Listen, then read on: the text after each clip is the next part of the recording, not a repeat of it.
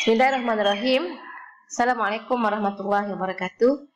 Kepada semua anak-anak ustazah tahun 6, calon-calon SPPIM tahun 2020. Apa khabar semua anak-anak? Ustazah mendoakan agar antum semua dalam keadaan sihat walafiat, di samping keluarga tersayang dan stay at home. InsyaAllah pada hari ini ustazah akan menerangkan teknik menjawab sirah bagi kertas 2 untuk peperiksaan SPPIM Sri yang antum akan lalui insya-Allah. Secara umumnya subjek sirah ini mengandungi 2 kertas, iaitu kertas yang pertama berbentuk soalan objektif 40 markah dan 40 soalan, manakala kertas 2 mengandungi 2 jenis soalan, 2 bentuk soalan, iaitu satu soalan isi tempat kosong dan yang kedua adalah soalan berbentuk soalan berpandu. Jadi insya-Allah pada hari ini ustazah akan fokus pada kertas 2 sahaja dahulu, iaitu bagaimana untuk antum menjawab soalan daripada soalan isi tempat kosong. Secara umumnya soalan isi tempat kosong ni adalah mudah dan antum boleh skor lah markah untuk bahagian ini insya-Allah. Jadi anak-anak yang saya kasih sekalian, untuk hari ini hasil pembelajaran yang ustazah ingin antum dapat adalah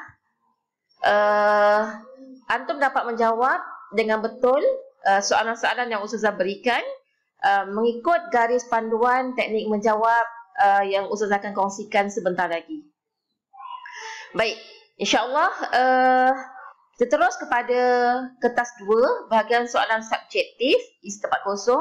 Biasanya soalan ini mengandungi 20 soalan, iaitu 10 soalan daripada soalan tahun 4, manakala 10 soalan lagi daripada soalan tahun 5. Untuk bahagian ini tak termasuk soalan tahun 6, insya-Allah. Baik, bagaimana teknik untuk antum menjawab bagi kertas soalan ini, insya-Allah. Jadi biasanya bahagian soalan subjektif ini mengandungi 1 tempat kosong yang membawa 1 markah. Jadi kalau 20 markah, 20 tempat kosong bersamaan dengan 20 markah lah yang antum perlu dapatkan. Okey, dalam soalan subjektif ini dia berbentuk ayat. Berbentuk ayat. Jadi tak ada jawapan yang tepat bagi satu-satu soalan. Okey, tak ada jawapan yang tepat bagi satu-satu soalan. Kalaulah jawapan itu sesuai dan difikirkan betul, maka itu kami boleh bagi markah. Yang penting keseluruhan ayat itu adalah ayat yang betul. Okey. Seterusnya, kata sendi tidak dikira sebagai jawapan. Contohnya, dalam soalan itu antum menjawab kata sendi seperti telah ataupun kata sendi seperti kerana, kata sendi seperti sebab dan sebagainya. Jadi itu bukanlah dikira sebagai satu jawapan dan antum tak akan dapat markah jika antum tulis perkataan sebegitu dalam ruang kosong itu. Jadi untuk pengetahuan antum, soalan ini dibina daripada aras tahu dan faham. Maksudnya mudahlah. Jadi bila maksudnya mudah itu sepatutnya antum boleh skor markah penuh. Markah penuh untuk soalan ini. Kalau 20 soalan tu, ustazah mengharapkan antum boleh dapat 20 lah sekurang-kurangnya, insya-Allah. Jadi kesalahan ejaan tiada markah akan dipotong. Maksudnya ustazah tahu kebanyakan tahun 6 ni semua tak ada masalah menulis, insya-Allah. Anda kata kalaulah antum menulis jawapan itu terdapat sedikit kesalahan ejaan, maka secara keseluruhan tiada markah akan dipotong bagi jawapan antum jika ada kesalahan dari segi ejaan jawapan. Baik, anak-anak yang ustazah kasih sekalian, senang saja nak dapat A dalam subjek sirah. Kalau sebelum ni antum rasa susah subjek sirah kan, nak dapat A tu susahnya ustazah. Tak. Sirah ni sebenarnya adalah satu pelajaran yang sangat menarik, sebab dia berbentuk cerita. Yang penting antum baca dan faham dan hafal berkenaan dengan cerita tersebut, kisah tersebut, agar mudah untuk antum menjawab soalan, insya-Allah. Baik, jadi lepas ini kita akan bersama-sama cuba menjawab untuk soalan subjektif. Okey? Jadi kita buat bersama-sama. Jom kita buat bersama-sama insya-Allah.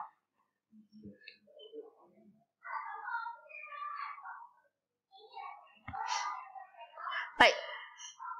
Sekarang ni ini adalah bahagian soalan objektif. Kalau antum tengok untuk soalan objektif ini kebanyakannya ada satu, memang semuanya ada satu tempat kosong.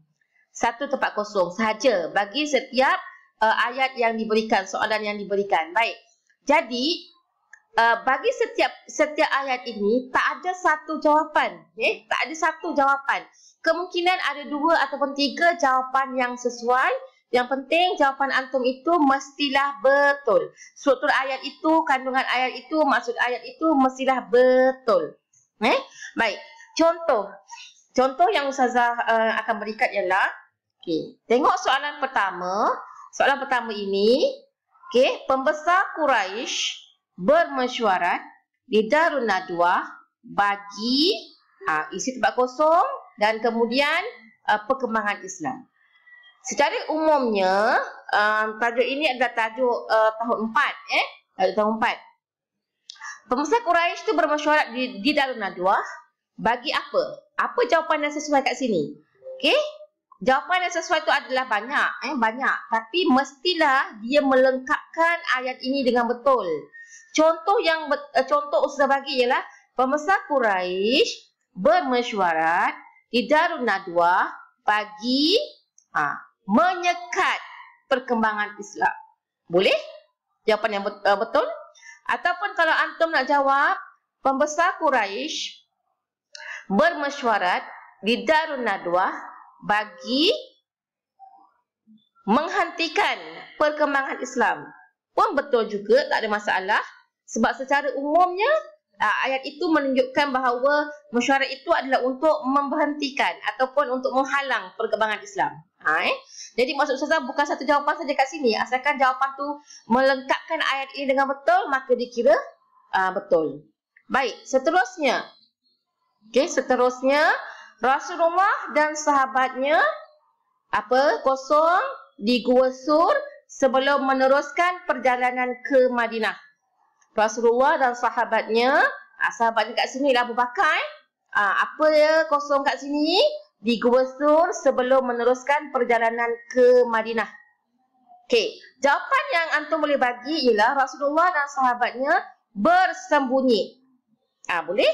Di Gua Sur sebelum meneruskan perjalanan ke Madinah, boleh. Apa jawapan yang lain yang antum rasa sesuai? Rasulullah dan sahabatnya bersembunyi. Selepas bersembunyi apa agaknya? Merehatkan diri. Boleh tak merehatkan diri agaknya? Di Gua Sur sebelum meneruskan perjalanan ke Madinah. Tapi kalau merehatkan diri, tujuan utama Rasulullah tu dengan Abu Bakar tu, dia nak sembunyikan daripada dikejar oleh kaum Quraisy. Jadi kalaulah kata merehatkan diri tu jawapan yang kurang tepat. So kita pergi pada soalan yang ketiga. Saidina Abu Bakar berasa sangat ketika berada dalam Gua Sur kerana bimbangkan keselamatan Rasulullah. Saidina Abu Bakar berasa sangat risau. Ketika berada dalam Gua Sur kerana bimbangkan keselamatan Rasulullah. Saidina Abu Bakar merasa sangat, daripada risau apa lagi? Takut ketika berada di Gua Sur kerana bimbangkan keselamatan Rasulullah. Pun boleh juga, tak ada masalah. Apa lagi yang antum fikirkan jawapan yang sesuai? Tak ada masalah. Asalkan ayat itu adalah ayat yang betul. Seterusnya sudah pergi pada ayat yang keempat. Seorang pemuda bernama Suraqah bin Malik berjaya kosong Rasulullah. Dalam ayat ni antum kena hati-hati. Kebanyakannya pelajar dia jawab kat sini seorang pemuda bernama Suraqah bin Malik berjaya membunuh Rasulullah. Adakah ayat itu betul? Kurang tepat kurang tepat kerana Suraqah bin Malik dia tak bunuh Rasulullah SAW, tapi Suraqah bin Malik berjaya menjejaki menjejaki Rasulullah Masa tu tawaran pada siapa yang menjadi Rasulullah dapat beberapa ekor unta dan sebagainya kan. So jawapan yang tepat nombor 4 itu ialah seorang pemuda bernama Suraqah bin Malik berjaya menjejaki ataupun berjaya mencari, berjaya menjumpai Rasulullah SAW. Tapi kalau berjaya membunuh, itu kurang tepat ataupun istilahnya tak betul. Baik. Seterusnya soalan nombor 5.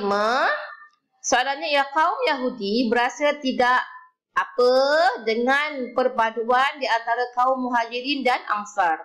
Okey, kaum Yahudi ni dia berasa tak apa? Tak gembira, tak selesa, tidak apa yang sesuai dengan perpaduan di antara kaum Muhajirin dan Ansar, kan? Jadi jawapan yang paling tepat tu bukan satu sahaja. Antum rasa kalau jawapan itu adalah jawapan yang melengkapkan ayat tersebut dengan betul, maka ia dikira sebagai betul, insya-Allah. Baik. Agak-agak antum rasa okey tak nak jawab bahagian ni? Senang je kan? Okey, senang. Seterusnya, semangat apa yang tinggi serta keikhlasan merupakan antara faktor kejayaan umat Islam dalam peperangan Badar. Okey, cuba Ustazah bagi masa sekejap antum fikirkan.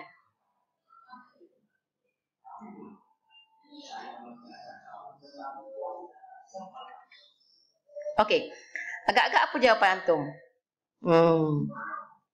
Kalau ada antara antum cuba menjawab semangat juang yang tinggi serta keikhlasan merupakan antara faktor kejayaan umat Islam dalam peperangan Badar, betul? Semangat peperangan yang tinggi pun betul juga. Asalkan keseluruhan ayat itu adalah fakta yang betul. Baik. Kita pergi soalan ketujuh. Soalan ketujuh, Zubair dididik oleh ibunya dengan apa? Biasanya kalau ustazah kan, ustazah akan suruh anak-anak murid kalau keluar soalan begini ataupun soalan nombor 8 ataupun soalan nombor 9, okey, 7, 8, 9 ni, kalau 7 Zubair dididik oleh ibunya dengan apa? Okey, boleh jawab kasih sayang, dengan apa? Dengan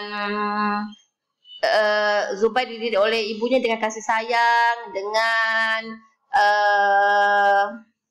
sebenarnya kasih sayang apa yang sesuai dengan baik dan sebagainya. Kemudian nombor 8, antara akhlak Sayyidatina Aisyah yang boleh dicontohi ialah antum letaklah apa-apa sifat yang positif. Takkanlah Sayyidatina Aisyah tu sifatnya negatif. Jadi antara akhlak Sayyidatina Aisyah yang boleh dicontohi ialah apa dia? Dan ciri-ciri orang yang dijamin syurga ialah apa? Letak saja apa-apa sifat yang positif, insya-Allah betul. Dan terakhir, peperangan bertujuan untuk menyelamatkan apa dia? Nyawa, harta, akidah, semua tu boleh. Jadi anak-anak, sebenarnya untuk soalan subjektif ini, isi tempat kosong ni, kalau antum tak jawab, rugi. Okey, tolong jawab dan pastikan jawapan antum itu adalah betul dan melengkapkan ayat itu dengan makna yang betul. Okey, jangan silap pula, baca dulu ayat tu, kemudian fikirkan apakah jawapan yang betul, kemudian barulah antum jawab. Jadi sepatutnya untuk soalan yang sebegini antum boleh skor dengan 20/20 sepatutnya, insya-Allah. Baik. Sekarang cuba antum jawab, kemudian kita bincang jawapan bersama-sama. Baiklah anak-anak, kita pergi kepada soalan yang seterusnya. Baik, mari kita lihat contoh soalan yang ada pada slide ini. Okey, tengok soalan nombor 6 ini. Antara akhlak Sayyidina Abu Bakar As-Siddiq yang boleh dicontohi ialah, baik, kalau soalan sebegini keluar, maka ustazah mencadangkan ataupun menyarankan antum agar menulis apa-apa sifat yang positif yang memang ada pada Abu Bakar lah. Kalau nak selamat, tulis saja apa-apa sifat positif yang antum rasa memang ada pada Abu Bakar. InsyaAllah betul. Contoh ustazah bagi, antara akhlak Sayyidina Abu Bakar As-Siddiq ialah, Sayyidina Abu Bakar As-Siddiq ialah yang boleh dicontohi ialah berani seorang yang sabar, seorang yang beriman, seorang yang akhlak. Apa yang akhlak? Baik, tawaduk, sabar dan sebagainya. Kemudian soalan 7, kita pergi pada soalan 7. Sayyidina Umar Al-Khattab, seorang pemimpin yang apa agaknya yang antum boleh jawab? Yang berani, yang kuat, apa lagi? Yang cerdik, yang bijak, semua boleh jawab. Baik, seterusnya Fatimah Az-Zahra merupakan apa jawapan yang sesuai kat sini? Ingat pesan Ustazah, bukan hanya satu jawapan saja, tapi apa-apa jawapan yang sesuai, yang penting betul, maka antum akan dapat 1 markah. Baik, Fatimah Az-Zahra merupakan anak ataupun puteri Rasulullah SAW. Baik, seterusnya antum tengok pada soalan yang ke-9. Ibnu Taimiyah sering dipenjara kerana berani mengeluarkan fatwa, memberi fatwa dan menegakkan kebenaran. Dan terakhir sekali, sumbangan terbesar Salahuddin Al-Ayyubi dalam perkembangan Islam ialah berjaya menakluki Baitul Maqdis daripada tentera Salib. Baik anak-anak,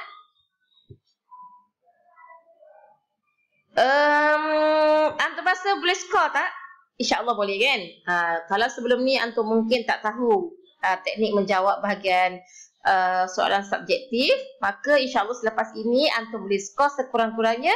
Pada Ustazah, kalau boleh skor 20/20 tu adalah satu bonus lah, sebab soalan senang. Tapi kalau tak pun, cubalah untuk mendapat sekurang-kurangnya 15 dalam bahagian ini insyaAllah. Baik, semoga anak-anak Ustazah mendapat manfaat dari apa yang telah kita bincangkan pada hari ini insyaAllah. Jadi sebagai latihan, sila buat buku latih tubi Sirah set 1 dan 2 dan boleh rujuk buku teks tahun 4, 5 dan 6 sebagai panduan.